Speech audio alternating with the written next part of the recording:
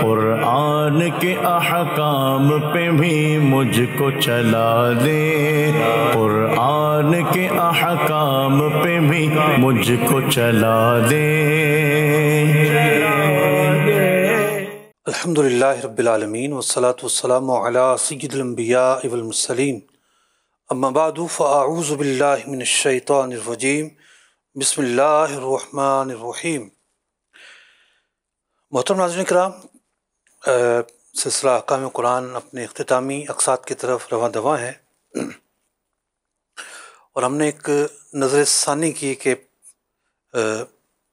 کچھ مزید آیات پچھلی پاروں سے دیکھ لی جائیں کہ جن کے تحت جو فقہی مسائل کی جو بنیادیں ہیں وہ مبنی ہیں جن کے اوپر۔ تو ویسے تو ہم 30ویں پارے میں آ گئے تھے، 29ویں پارے میں سورہ مزمل کی ایک آیت مبارکہ کا آج ہم نے انتخاب کیا ہے۔ یہ آیت مبارکہ صلاۃ اللیل جو ہے اس کی مشروعیت کو بیان کر رہی ہے۔ واضح رہے کہ نماز تہجد اور صلاۃ اللیل میں فرق ہے۔ آئیے سب سے پہلے تو آیت مبارکہ کی تلاوت اور ترجمہ سنتے ہیں، پھر ہم گفتگو کو آگے بڑھائیں گے۔ قرآن رہنما ہے، جنت کا راستہ ہے، ان ناشئۃ اللیل ہی اشد وطئا واقوم قیلا۔ ترجمہ کنز ایمان۔ بے شک رات کا اٹھنا وہ زیادہ دباؤ ڈالتا ہے اور بات خوب سیدھی نکلتی ہے۔ ناظرین گرامی، بات بڑی واضح ہے۔ ہماری زندگی کی مصروفیات جو ہیں وہ صرف اور صرف ہمارے لیے گزرتی ہیں، یعنی ہمارے معمولات، ہماری تگ و دو، ہماری رات ہو، ہمارا دن ہو، ہماری سوچوں کا دھارا ہمارے گرد ہی گھومتا ہے۔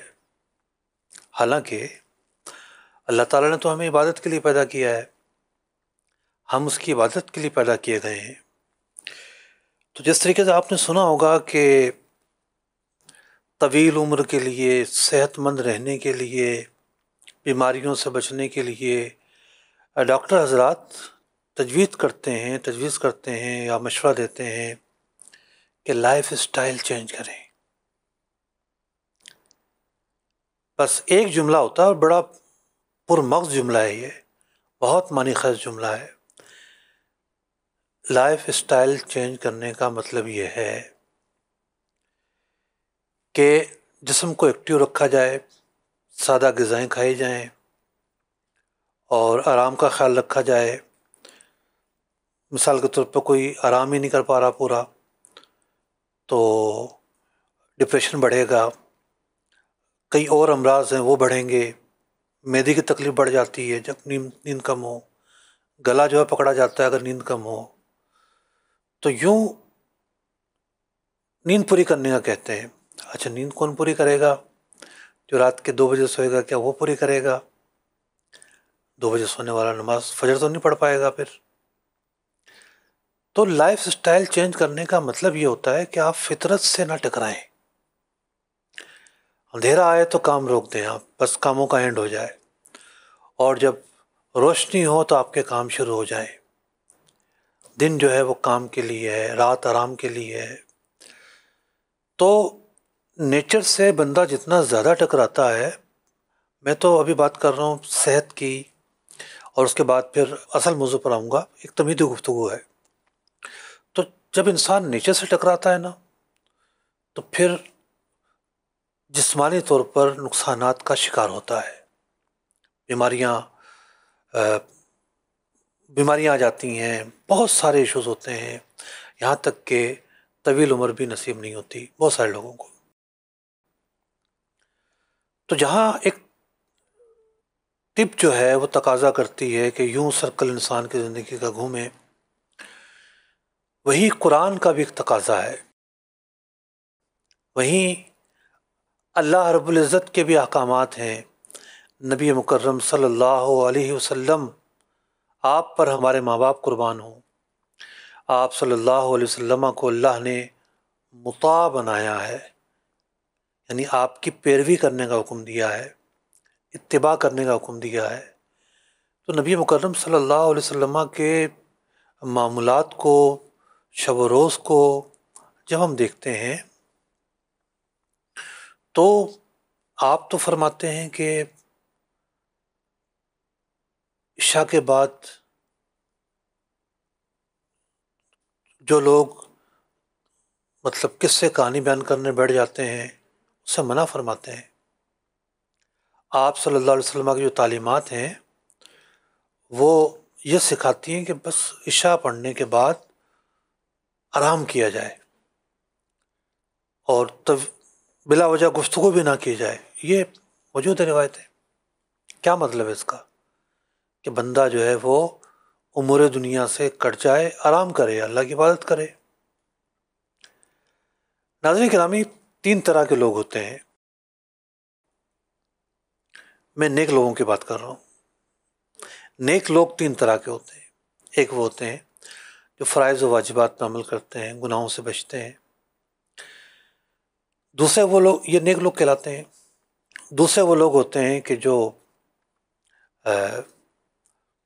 مقربین ہوتے ہیں، وہ فرائض و واجبات کے ساتھ ساتھ خلاف اولا جو باتیں ہیں ان سے بھی بچتے ہیں، یعنی ایسی باتیں جن سے بچنا ضروری نہیں ہے یا ان کا ارتکاب گناہ نہیں ہے، لیکن وہ ان سے بھی بچتے ہیں، اور ان چیزوں کی ادائیگی کرتے ہیں کہ جو لازم نہیں تھی، یعنی نوافل اور دیگر ایسے کام کہ جو لازمی تو نہیں تھے ان کی بہت زیادہ ادائیگی کرتے ہیں۔ یہ خواص ہیں، مقربین ہیں۔ اور ایک تیسری طرح کے لوگ ہوتے ہیں، وہ اخص الخواص کہلاتے ہیں۔ اخص الخواص یعنی سمجھیے کہ خواص جو ہے آرام کریں گے، نیند کریں گے، اور اس کے بعد جو ہے وہ تہجد بھی پڑھیں گے، فجر بھی پڑھیں گے، لیکن جو اخص الخواص ہوتے ہیں نا، وہ بہت کم نیند کرتے ہیں۔ اللہ تعالیٰ کے ایک نیک بندے کی صحبت میں بیٹھنا نصیب ہوا مجھے، انتقال فرما گئے، تو ان کے شہزادوں سے بات ہوئی تو کہنے لگے کہ ہمارے دادا جان نے، جو کہ ایک ولی اللہ تھے، ہمارے والد ماجد کو کہا کہ میں نے آپ کے دل میں گھڑی سیٹ کر دی ہے، 2 گھنٹے کی نیند آپ کرو گے، اور کہا کہ ہمارے والد ماجد 2 گھنٹے سے زیادہ نہیں سوتے تھے، بس ایک ٹائم تھا 2 گھنٹے سوئے اور بس 24 گھنٹوں میں صرف اتنا سوتے تھے۔ یہ اخص الخواص کی باتیں، مطلب نیک لوگوں کے اندر درجے ہیں۔ میں پڑھ رہا تھا ایک بحث یہ تھی کہ نبی مکرم صلی اللہ تعالیٰ علیہ وسلم کی یہ خصوصیت ہے، اور انبیاء اکرام علیہ السلام کی بھی خصوصیت ہے کہ سونے سے ان کا وضو نہیں ٹوٹتا، کیونکہ سونے میں غفلت طاری ہوتی ہے، اور غفلت جب طاری ہوتی ہے تو اعضاء پر کنٹرول نہیں رہتا، اور اعضاء پر کنٹرول نہ رہنے کی وجہ سے کب جو ہے وہ اعضاء ڈھیلے پڑیں اور ری خارج ہو جائے اور وضو ٹوٹ نہ پایا جائے، یہ ایک عام آدمی کا معاملہ ہوتا ہے۔ لیکن انبیاء علیہ السلام کی جو نیند ہوتی ہے نا، ان کی آنکھیں تو سوتی ہیں، دل نہیں سوتا۔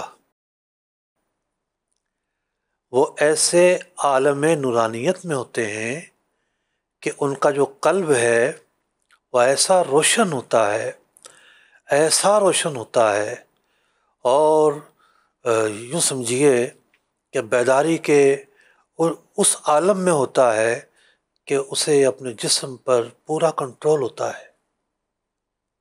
انبیاء سوتے ہیں، ان کا دل نہیں سوتا، تو یہی وجہ ہے کہ سونے سے ان کا وضو نہیں ٹوٹتا۔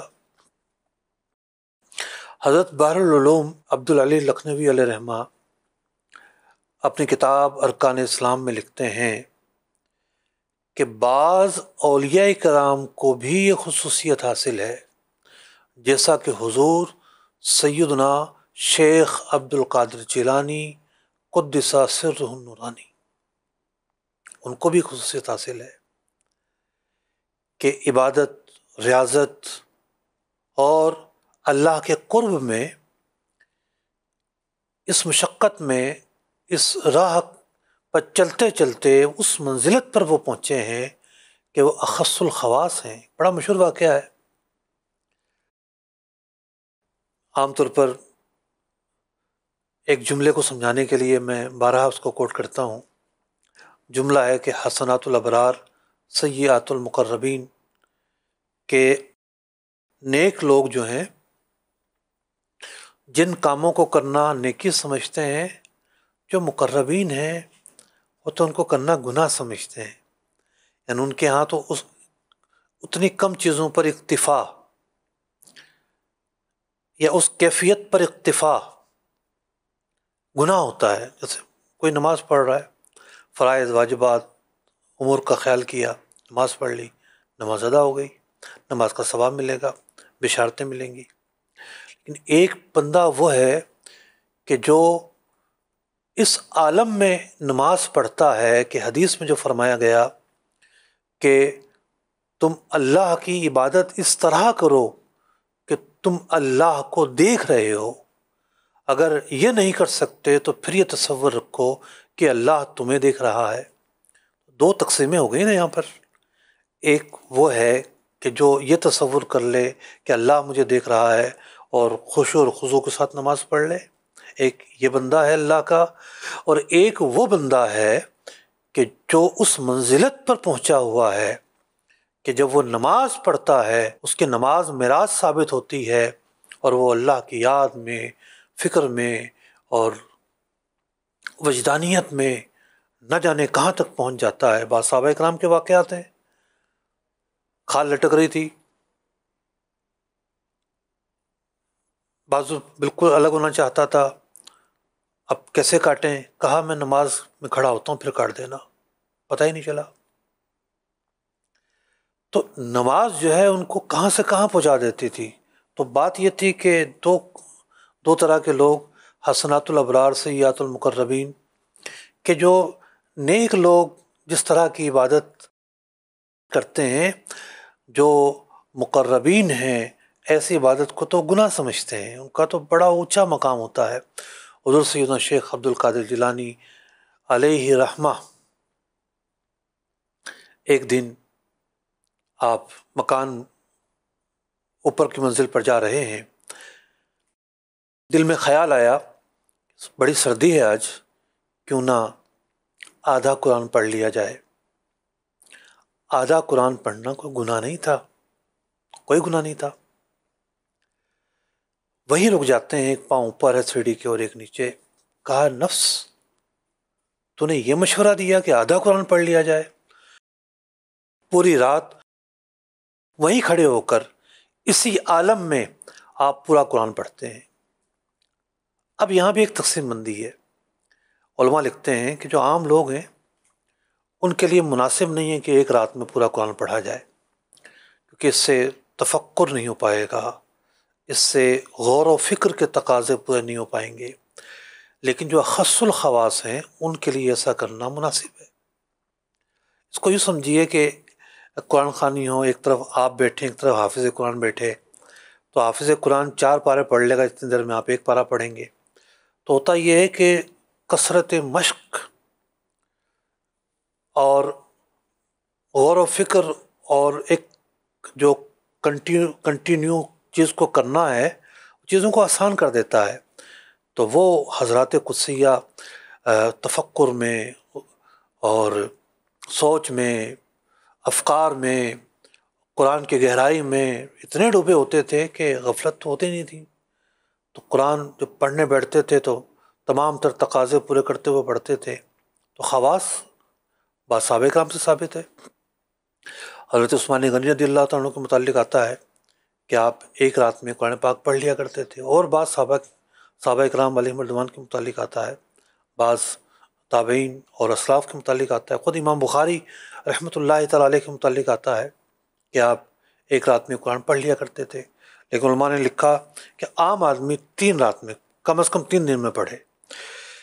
تو بات یہ ہو رہی ہے کہ درجے ہیں نیک لوگوں کے، تو ایک ایسا عمل جس سے بہت سارے لوگ غافل ہیں، اور اس غفلت کی جو وجہ ہے وہ ہے ہمارا لائف سٹائل۔ ہم نے بہت ساری چیزوں کو اپنے اوپر سوار کر دیا ہے، سب سے بڑھ کر تو ہمارا موبائل فون ہمارے روح پر، ہمارے بدن پر، ہمارے افکار پر، ہمارے کاموں پر، ہماری تنہائیوں پر، ہماری تمام تر چیزوں پر سوار ہو گیا ہے۔ چھوڑنا ہوگا، چیزوں کو محدود کرنا ہوگا، ضرورت تک محدود کرنا ہوگا۔ تو ہم کتنی چیزوں سے محروم ہوتے جا رہے ہیں۔ قرآن پاک فرماتا ہے ان ناشیۃ اللیل ہی اشد وطئا واقوم قیلا، رات کا جو اٹھنا ہے، اللہ اکبر، یہ سخت ہے، دشوار ہے، اور بات خوب سیدھی نکلتی ہے۔ یہ آیت جو ہے وہ دونوں چیزوں کو شامل ہے، تہجد کو بھی اور قیام اللیل کو بھی۔ میں ان کا فرق بھی واضح کرتا ہوں۔ عشاء پڑھنے کے بعد بے شک آپ نہ سوئے ہوں، 2 رکعت نماز یعنی نفل پڑھے جائیں، یہ صلاۃ اللیل کہلاتی ہے، عشاء پڑھی ہو، اور اگر عشاء پڑھنے کے بعد سو جائیں اور فجر سے پہلے یعنی فجر کا وقت شروع ہونے سے پہلے کسی بھی موقع پر اٹھ کر نماز پڑھیں تو یہ تہجد کہلاتی ہے۔ دونوں ہی نماز کے اوقات ہیں۔ تو بعض صحابہ اکرام علیہم رضوان نے، چونکہ رات جو ہے وہ مغرب کے بعد سے شروع ہو جاتی ہے، جیسے مغرب ہوتی ہے رات شروع ہو جاتی ہے، تو بعض صحابہ اکرام علیہم رضوان کے یہ اقوال ہیں کہ اس سے اوابین بھی اس میں شامل ہیں، اس سے اوابین مراد ہیں۔ حضرت امام زین العابدین رضی اللہ تعالیٰ عنہ مغرب سے لے کر عشاء تک مسجد میں رہتے تھے اور نوافل ہی میں مصروف رہتے تھے، اور جب آپ سے وجہ پوچھی جاتی تو اس آیت کا حوالہ دیتے کہ اللہ تعالیٰ نے فرمایا ہے نا، ناشیۃ اللیل، رات کی نماز۔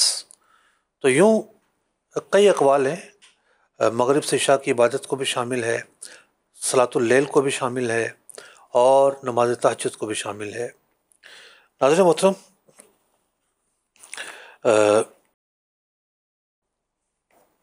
بخاری مسلم میں حضرت عبداللہ بن عمر رضی اللہ تعالیٰ عنہ سے روایت ہے کہ نبی مکرم صلی اللہ علیہ وسلم نے ارشاد فرمایا، سب نمازوں میں اللہ کو زیادہ محبوب نماز داؤد ہے کہ آدھی رات سوئے اور تہائی رات عبادت کرتے، پھر چھٹے حصے میں سوتے۔ ایک روایت میں ارشاد ہوا،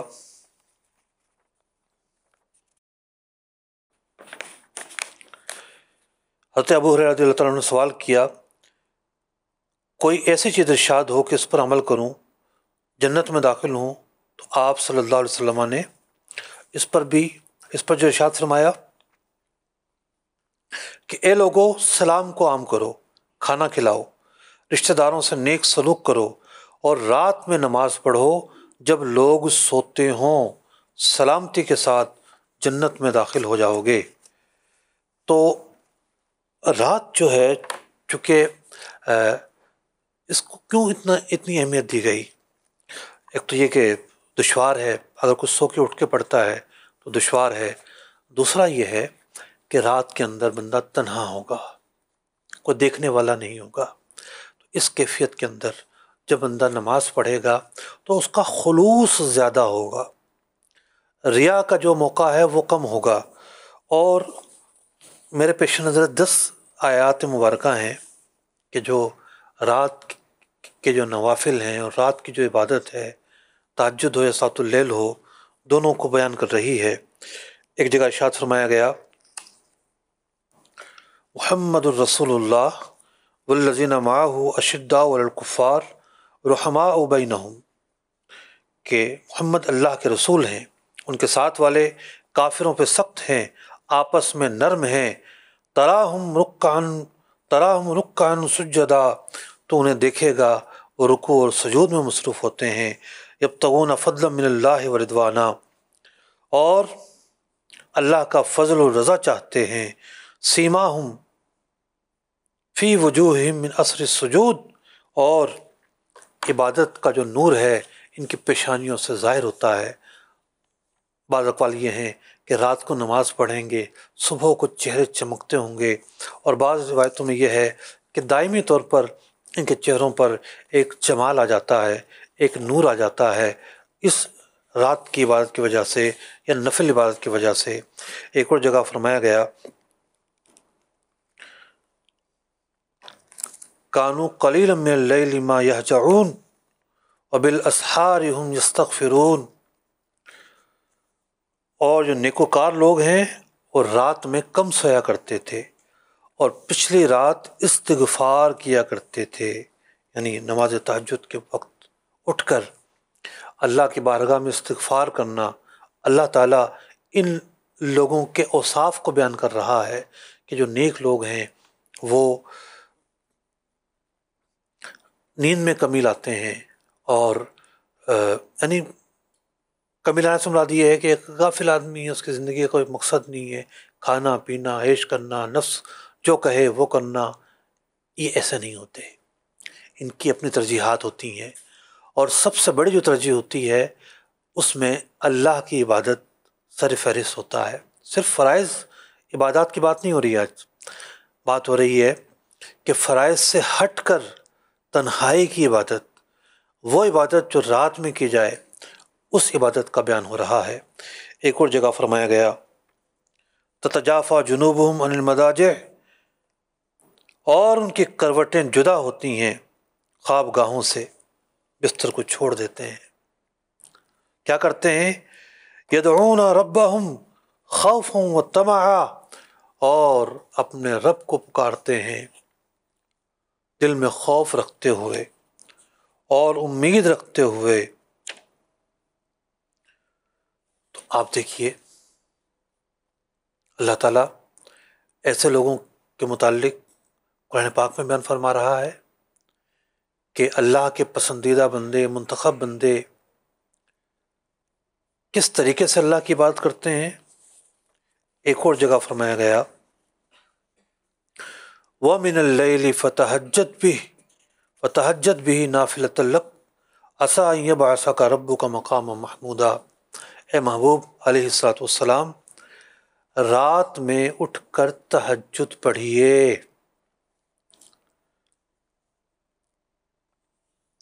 قریب ہے کہ تمہارا رب ایسی جگہ کھڑا کرے جہاں سب تمہاری حمد کریں۔ مقام محمود نبی مکرم صلی اللہ علیہ وسلم کو عطا کیا جائے گا۔ تو علماء لکھتے ہیں کہ نبی مکرم صلی اللہ علیہ وسلم پر تو نماز تہجد فرض تھی، لیکن باقی جو لوگ ہیں ان پر فرض نہیں ہے، ان کے لیے مستحب ہے۔ ایک اور آیت مبارکہ میں ارشاد ہوتا ہے وَمِنَ اللَّيْلِ فَسَبِّحْهُ وَإِدْبَارَ النُّجُومِ، اور رات کے وقت اللہ کی تسبیح بیان کرو اور تاروں کے پیٹھ دیتے۔ اب ایک تو اس کا معنی یہ ہے کہ جو رات کی 3 نمازیں ہیں، مغرب، عشاء، فجر، ان نمازوں کے بعد ذکر کرنا مراد ہے۔ حضرت مفتی نعیم الدین مراد آبادی رحمۃ اللہ تعالی علیہ لکھتے ہیں کہ نماز کے لیے اس سے تکبیر اللہ کے بعد سبحانک اللہم پڑھنا مراد ہے، یا بے ایمانہ کہ جب سو کر اٹھو تو اللہ کی حمد و تسبیح کر لیا کرو، یا یہ معنی کہ ہر مجلس سے اٹھتے وقت حمد و تسبیح بجا لایا کرو، اور تاروں کے چھپنے کے بعد مراد یہ ہے کہ ان اوقات میں اللہ کی تسبیح و تحمید کرو۔ بعض مفسرین نے فرمایا کہ تسبیح سے مراد نماز ہے، یعنی رات کے وقت جو ہے وہ نماز پڑھو۔ تو نفلی نماز یہاں مراد ہے، فرض نماز یہاں مراد نہیں ہے۔ ایک اور جگہ فرمایا گیا امن ہوا قانت آناء اللیل ساجدا وقائما یحذر الآخرۃ ویرجو رحمت ربہ۔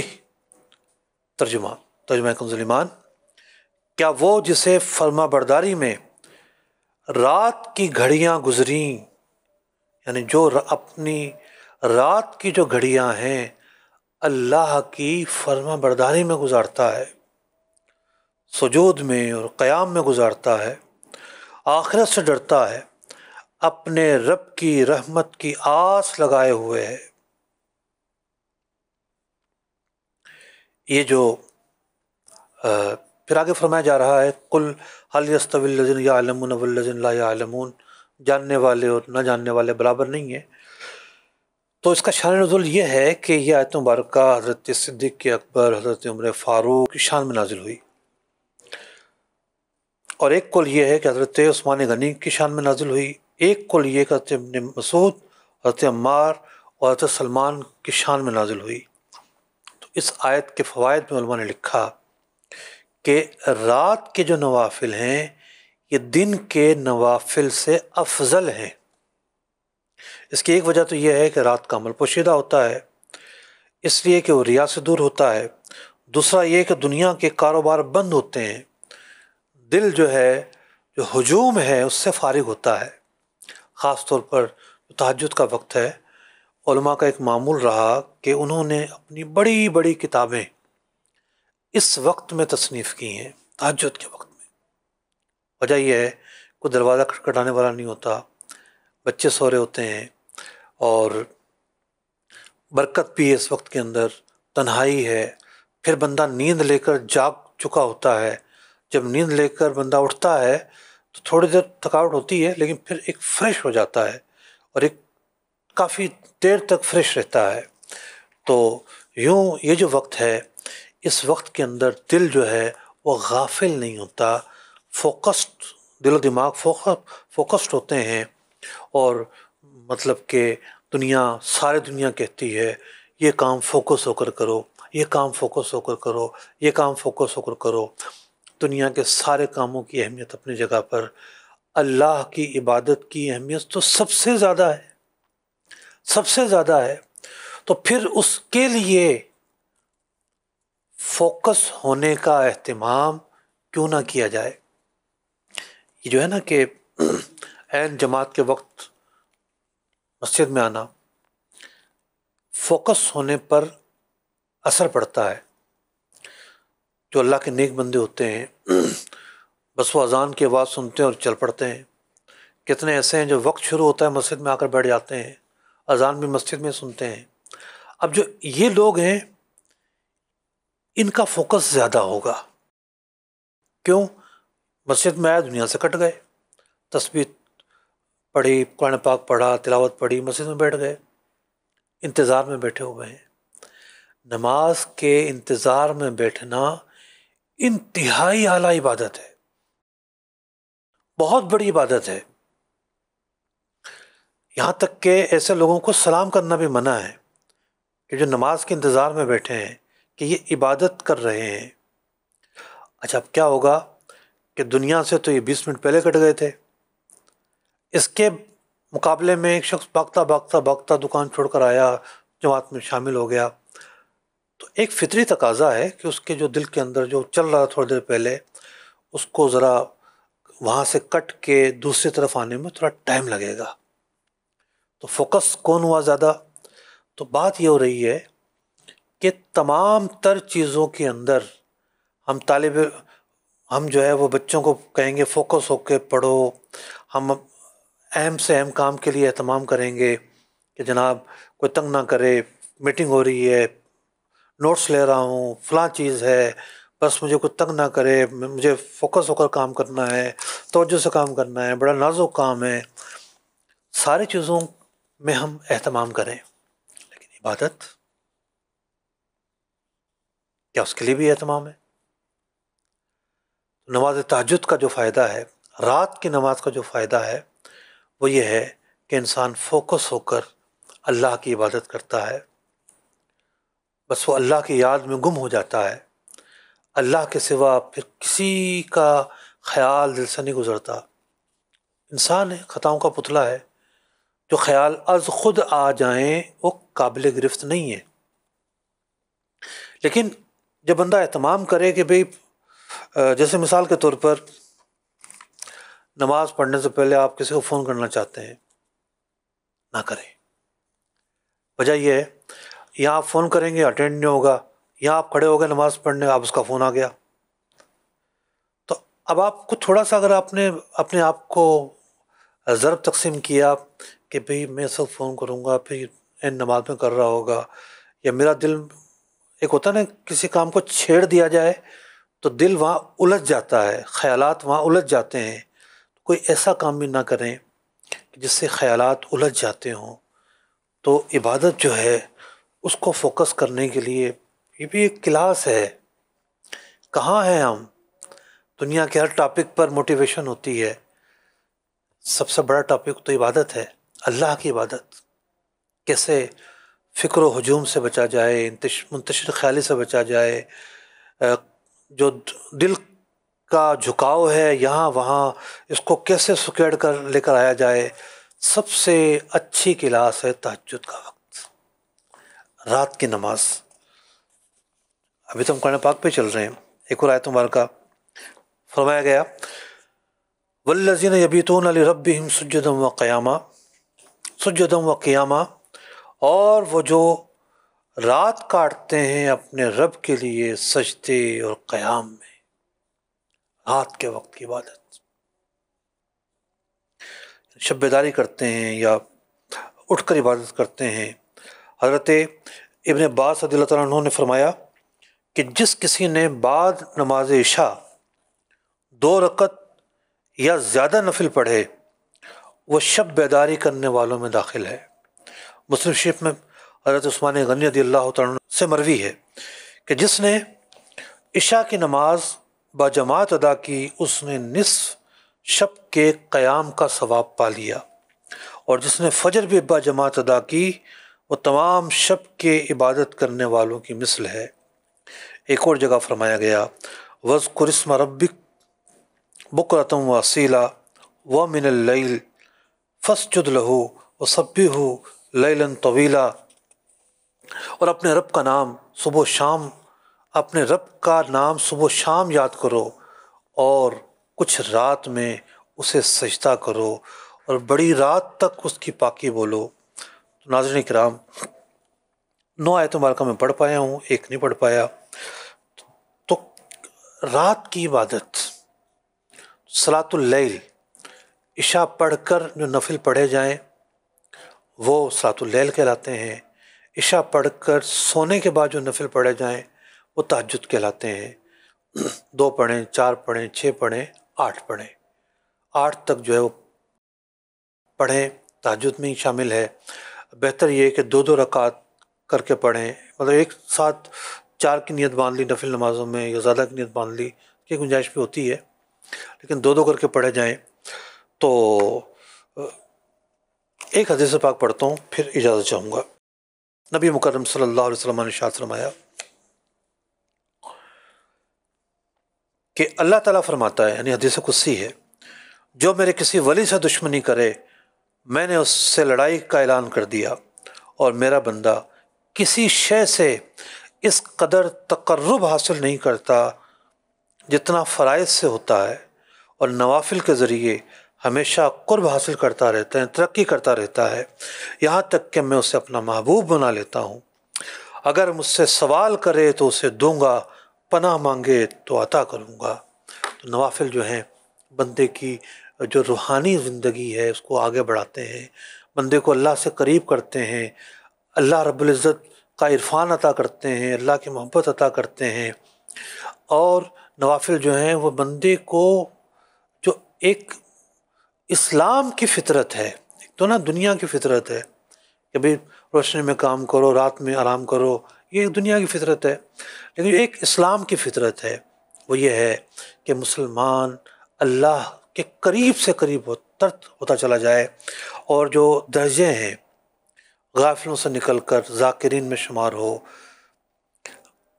ابرار سے نکل کر مقربین کی طرف بڑھے، مقربین سے خص الخواص کی طرف بڑھے۔ تو یہ نوافل ہیں کہ جو بندے کو دیگر چیزیں بھی ساتھ ساتھ چلیں گی، ان سے تو ممکن نہیں ہے کہ کوئی ایک چیز بندے کو آگے بڑھاتی ہے۔ نبی مکرم صلی اللہ علیہ وسلم کے تعلیمات میں رہتے ہوئے بندہ آگے بڑھتا ہے، اور اگلے جو درجات ہیں، جو ترقی ہے، جو دینی ترقی ہے، جو عبادت میں ترقی ہے، جو اللہ کے قرب میں ترقی ہے، اس کے پیارے محبوب صلی اللہ علیہ وسلم کے قرب میں ترقی ہے، وہ اسے نصیب ہوتی چلی جاتی ہے۔ اللہ پاک ہمارا شمار سعادت مندوں میں فرما دے، بدبختی سے، محرومی سے، غفلت سے ہمیں محفوظ فرما دے، آمین بجاہ النبی الامین صلی اللہ تعالی علیہ وسلم۔ قرآن کے احکام پہ بھی مجھ کو چلا دے، قرآن کے احکام پہ بھی مجھ کو چلا دے۔